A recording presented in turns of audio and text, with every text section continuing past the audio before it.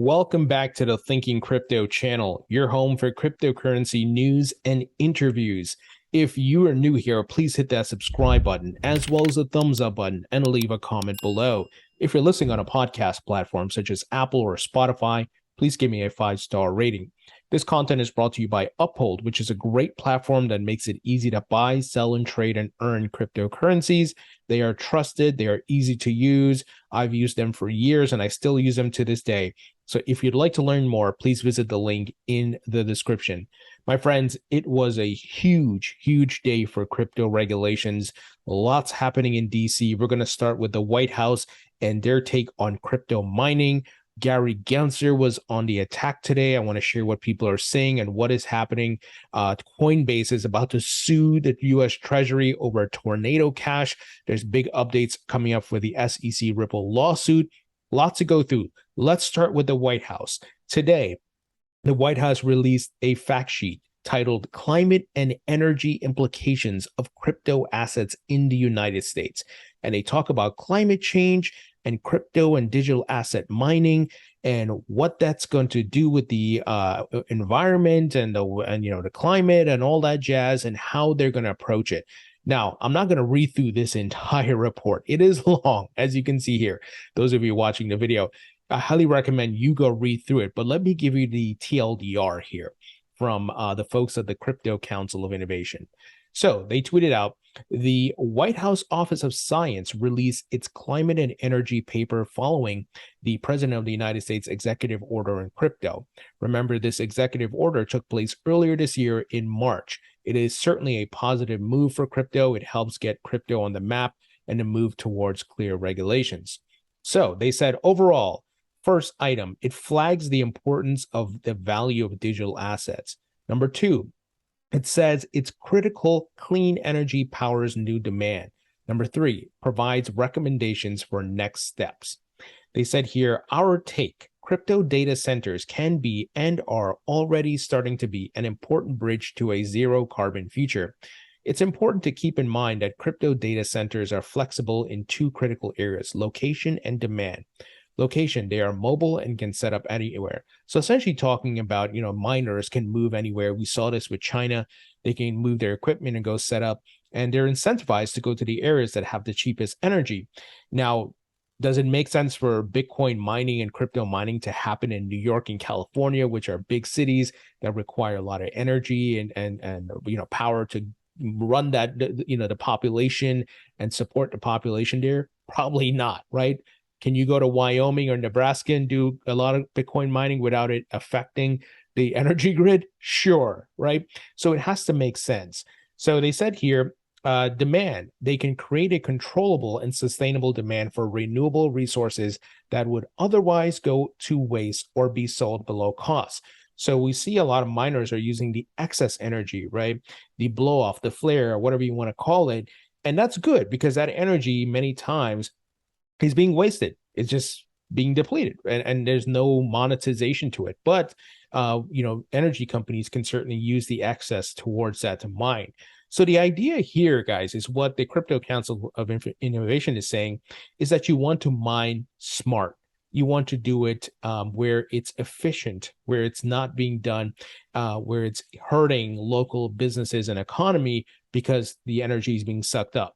Now, some of you listening may say, I hate Bitcoin. I don't believe in Bitcoin mining. That's okay. That's your opinion. But at the same time, we can't ignore that Bitcoin is here to stay. We see big players are setting up Bitcoin trusts like BlackRock, right? A lot of Bitcoin mining is happening in the United States and Texas. The largest Bitcoin mining farm is actually in Texas with Windstone Riot blockchain.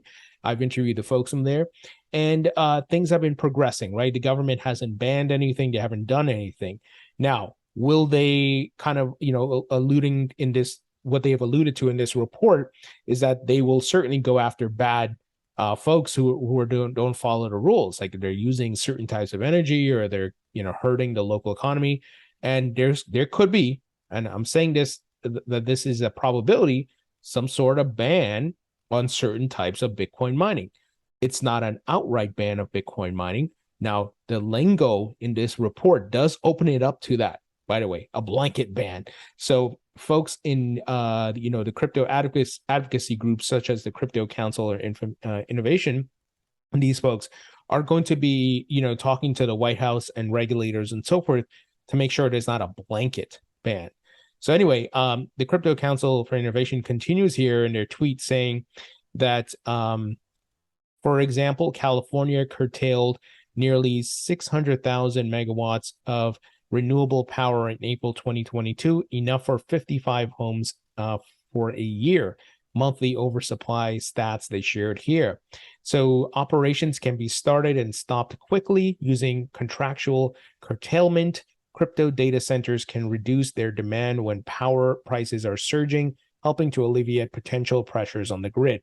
So different miners are doing this already. The guys I spoke to at Riot Whinstone, they're doing this. They turn off the mining equipment at certain points. So if there's things happening, and that's a great thing, they can stop it at any point and then start back when they need to. So they continue here saying, creating more consistent demand with spur growth in this crucial sector. Crypto can be a booster for the renewable energy market and an additional revenue source for overstocked energy. And that's key right there, because we've heard about ExxonMobil and these big oil company and energy companies are exploring Bitcoin mining. And I believe that trend will continue, but once again, a move to clean energy. So, the respective White House, Department of Science, they did put some language in here for a blanket ban. So they said, what doesn't make sense is a blanket ban that forces data centers powered by renewable energy to migrate and switch to coal or other fossil fuels. So this is interesting. Finally, they said the Crypto Council looks forward to working with policymakers on these crucial issues to find ways to supercharge the renewable energy market and ensure the U.S. retains its leadership role in the innovation sector. Watch this space for our upcoming paper on this issue. So there's going to be obviously a lot of debates around this, but clearly the White House is taking their stance here and their position. And look, these reports are coming in, but this is not law. These are just reports, and we're going to see what the White House and the government does. In my opinion, what I predict, they are going to regulate Bitcoin mining. We know Ethereum is moving away from proof of work to proof of stake, so it's going to be primarily Bitcoin. And from the interviews I've done, from the people I've talked to, from the miners that have gone public, and the big players that are setting up a whole bunch of different Bitcoin products, they're not going to make that bet if they knew Bitcoin mining was going to be banned outright, right? I think certain types of Bitcoin mining will be banned, and the government will regulate it. But Bitcoin's here to stay. Mining will continue, and I'm sure the United States will want to be the leader there, but they're going to regulate it heavily, making sure that these miners stick to the rules and regulations, turning off when the grid is suffering, making sure they're only using excess energy, clean energy, and so forth. So this is a big time report here, but it's all a move in the right direction, right? These folks are coming back with the reports, and we have to digest them.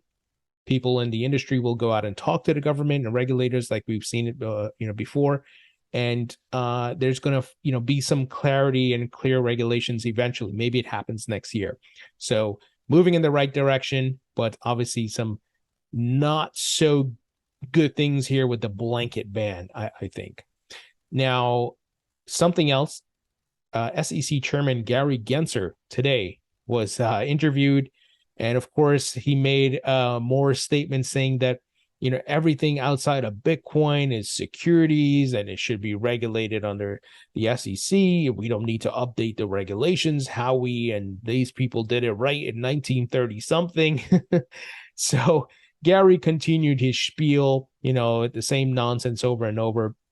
And of course, a lot of people weighed in. So Jake Chervinsky of the Blockchain Association, he said the following. Chair Gensler says most digital assets are securities. Decades of legal precedents say otherwise. Regardless, crypto is a novel and unique technology. How it should be regulated is a major question for Congress, not the SEC chair to decide. That's the important part there. The SEC does not make the laws. Congress does. That's why, I've been interviewing Congressman Tom Emmer. I'll be interviewing some other folks soon. And we need Congress to act. And I talked to Congressman Tom Emmer, and he said if the Republicans win, they'll be able to use the gavel and, help keep Gary Gensler accountable. Right now, he is, as Tom Emmer said, it's the Wild West for regulators right now. They're just doing whatever they want. Now, something I tweeted out and I wanted to share here with you guys regarding what Gensler had to say. Gensler said many cryptocurrencies don't just resemble securities, they are. He said, that being the case, he adds service providers, including crypto exchanges, have an obligation to come in and register. You see, he's going after the exchanges now. He went after lending platforms, and he's going to keep going after more projects. So I said, what Gary Gensler won't ever state when repeating his outdated takes is that coins live on globally distributed blockchain networks, and other countries treat them, said coins, as virtual currencies. We know this, right? While Gary is trying to police them as securities. This isn't oranges in the United States, Gary, right? This is not oranges on in the area in Florida. These are coins on globally distributed blockchain networks.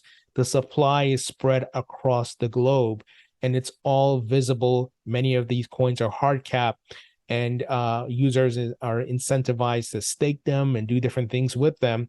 So how can one country say they're securities and then there's 10 others that say it's a virtual currency? See the problem here, guys? And those countries will, if they're on the same roadmap here, they're on the same agenda, they will continue to progress and do well, while the United States is going to have problems and roadblocks. So this is the situation the SEC is creating. Now, something's interesting. Sam Bankman-Fried, CEO of FTX, he weighed in on what Gensler had to say.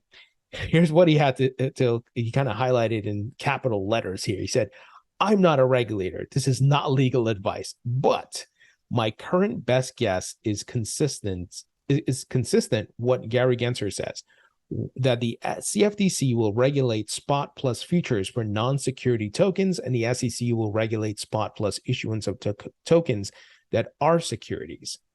He said this is consistent with what he tagged a whole bunch of senators and representatives. Senator Debbie Stabenow, John Boozman, Cory Booker, and a whole bunch of other in their bills, and with Ro Khanna and Congressman Glenn Thompson. He says, and it's consistent with CFTC Rostin Benham, if I'm saying that right, and what others have said publicly. Now, I get that. At a macro level, yes, there's going to be certain coins that are truly commodities. And so far, we know Gensler has said Bitcoin. We don't know where he stands on Ethereum because we know the SEC has a conflict there. And there are going to be certain coins in the crypto market that are indeed securities. The problem is you need to update the Howey test to change some of the requirements because of what I said before. These coins are on globally distributed blockchain networks. So you can't treat them as oranges on a farm in Florida, right? That is ridiculous. And I think if you have common sense, which I don't know if Gary Gensler has, you would realize this. So there's going to be many coins that are not securities and are going to be commodities. It can't just be Bitcoin. That is asinine. But there are going to be some that are securities, which is fine, but the Howey test needs to be updated. So anyway, Sam continues. He says, it seems pretty likely that Bitcoin, Ethereum, and many forks/variants will not be securities, and that many other tokens will be securities. He puts here in parentheses, how about the other large tokens or futures or swaps on security tokens or tokenized stocks? And what exactly is a stablecoin? We'll see. So Sam is, giving his take here. There's certainly a lot of ambiguity here. This is why we need Congress to act. He said and for what it's worth, I think this is all pretty reasonable. And a resolution providing a regulatory oversight along these lines would be healthy for consumers, protect against risk, prevent scams, give clarity to the industry, and allow liquidity to come back to the United States. Notice that last one, allow liquidity to come back to the United States. So there's a lot of capital that's going overseas. And Gary's going to be in trouble once I think these Republicans win the midterms. Well, we'll see. Finally, he says here, and it's consistent with the Gillibrand and Senator Loomis drafted bill, as well as what Todd Phillips and others have argued from the customer protection angle. So I think Sam, from a macro perspective, he's right. We need the clarity, although it can't just be Bitcoin and Ethereum that get the pass here. That's not right. And I think he knows that, but he's only going to say so much. But this is the problem, Gensler. He's given Bitcoin the green light, and we know Ethereum unfairly, because of William Hinman. These have been emails from the ethics office that have been revealed, not made up conspiracy theories, but actual warnings from the ethics office, and a lot of things happening in the SEC years ago that gave ETH the free pass. Remember, ETH had an ICO, definitely a security, how it was issued, and what took place with sales back then. But they're trying to say, oh, now it's not. Well, what about the other coins? Aren't you going to give those other coins the same standard, the same test? So this is where the hypocrisy comes in. Anyway, we're moving in the right direction, guys. A lot of big things happening in DC. Gensler is being an ass, I know. Same bullshit over and over, but we're moving in the right direction at least. Now, Stuart Alderati of Ripple, he's been a critic of Gary Gensler over and over. He tweeted out something today, referencing Gary Gensler's speech. He said, another famous quote from Joseph Kennedy: I wanted power. I thought money would give me power, and so I made money, only to discover that it was politics, not money, that really gave a man power. So certainly a shot at Gary Gensler. And Stuart continues, he said, make no mistake, this is a political power grab. It's not the law, and it's not good policy, and it's at your expense. Come taking off the gloves, guys. I love it. Now, Eleanor Toretta Fox Business, it said it has been confirmed. Gary Gensler will testify in front of the Senate Banking Committee a week from today. So certainly next Thursday, he will be speaking. We'll see what happens. And even CFTC Chairman Benham will be speaking on Wednesday, and Gary's going to be, it looks like, the day after. So interesting times ahead for the crypto regulation discussions and policy, guys. Now, I called out Michael Saylor today. I don't know if many of you saw this tweet, but if you don't, please follow me on Twitter. Michael Saylor, of course, conveniently, he highlighted what Gensler had to say, that every other crypto coin is a security and Bitcoin is not under this. Bitcoin has the exception. We know, just playing out here, we see his bias, right? But at the same time, no comment from the Bitcoin maxis on what the White House had to say about Bitcoin mining. And I hate this hypocrisy, because these Bitcoin maxis are trying to kill every other coin out there because they know it's competition.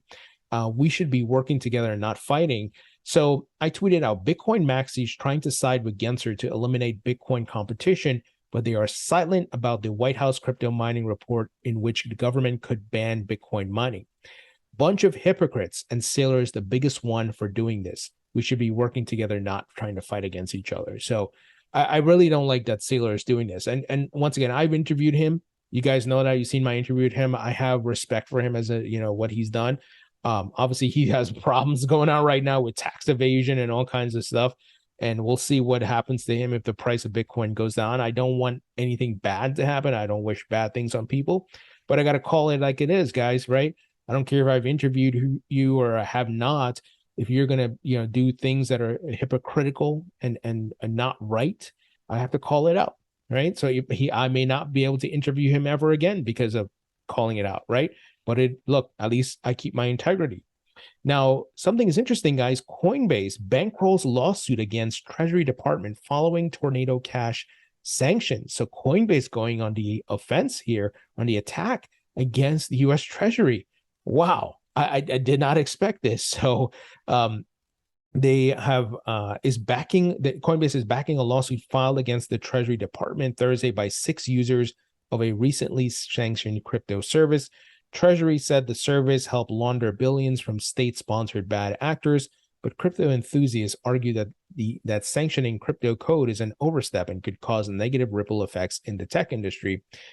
It sets a dangerous precedent, says Coinbase's chief legal officer Paul Grewal. So absolutely, and I've talked about this with Congressman Tom Emmer in my interview. You can't sanction code. You got to go after the nefarious actors. It's just like, you know, the analogy of cash, right? Guess what? Before crypto, people use cash to launder money and do all kinds of bad stuff, and they still do, right? Don't get me wrong. They're using crypto now to do the same thing, but that doesn't mean the platforms are bad. That doesn't mean the crypto itself is bad. It's just a currency. It's just a tool, and you have good people that can use that tool, but you also have bad people, and you have to, like we do in the world today, in the history of the world, police that, right? Stop the bad people from using it. So the government and the U.S. Treasury certainly overstepped here, but interesting that Coinbase is backing this lawsuit. Now, Fed Chair Powell, obviously he's been, you know, speaking a lot lately, jawboning the markets. They've been raising rates. They're going to raise rates again. They're going to fighting inflations. But, you know, he's been talking about crypto and stable coins, and he said stable coins can play a role in our financial system. So, you know, you look for these little breadcrumbs from someone like Jerome Powell, because we know he's at the helm of the ship with the Fed, right? And they're going to be building their digital dollar, their CBDC. So they know what's coming. And I think a lot of the problems now that we're seeing is just going to fast track us to a CBDC. And eventually you're going to get your stimulus payments via CBDC. That's what's coming, the token economy, guys. Now, something interesting, attorney Jeremy Hogan tweeted out today. He said, circle September 19th as the day we get to see most of the cards the parties are holding. Ripple versus SEC, the end game. It's getting me excited. And this is related to the SEC and Ripple. The parties have filed a joint proposal to govern sealing issues relating to the upcoming summary judgment motions to be filed in this case. So, does that mean a settlement will happen on September 19th? Probably not. Could a settlement be around the corner? You know, maybe sometime this quarter or towards the end of the year? Maybe, right? Look, nobody knows the future. We can make our best guess, do a guesstimate, right? But things are moving in the right direction. The SEC is not certainly on solid ground here. There's a lot of things that have been exposed in this lawsuit. So we'll see what happens. Finally, you know, I love sharing this type of news with you guys because the capital is coming in. Miston Labs, $300 million fundraise values business at more than $2 billion. Capital from the Web3 infrastructure companies FTX Ventures led round will go towards scaling the SUI, Su blockchain. I actually have not heard of that, but you see what's happening, guys. The millions and going into the billions are coming into this market, being invested in the coins and into the companies. And it's happening in the bear market because these guys know they're getting a deal now with valuations down, with markets down, crypto stocks, everything's down. And there's going to be a bull market coming back in maybe in a year or two, right? So it's just a matter of being patient. So other participants in the funding round were A16Z, Binance Labs, Franklin Templeton, and Coinbase Ventures. I'm amazed at the capital is coming in, and I love sharing this news because it shows you it's what they're doing. It's not what they're saying, but look at the money. Where's the money going, right? And I've shared a lot of news where traditional funds are starting crypto focused funds, and just almost every month we're seeing a new fund pop up that is for crypto, Web3, and so forth. Anyway, guys, that's the news. Really, really big stuff happening. Let me know what you think about this White House fact sheet, what Gensler has been saying, and the nonsense that he continues to spew. And he's talking next week to the banking Senate Banking Committee. So we'll see what happens. Leave your thoughts and comments below. Hit the thumbs up button, share this video, and I'll talk to you all later.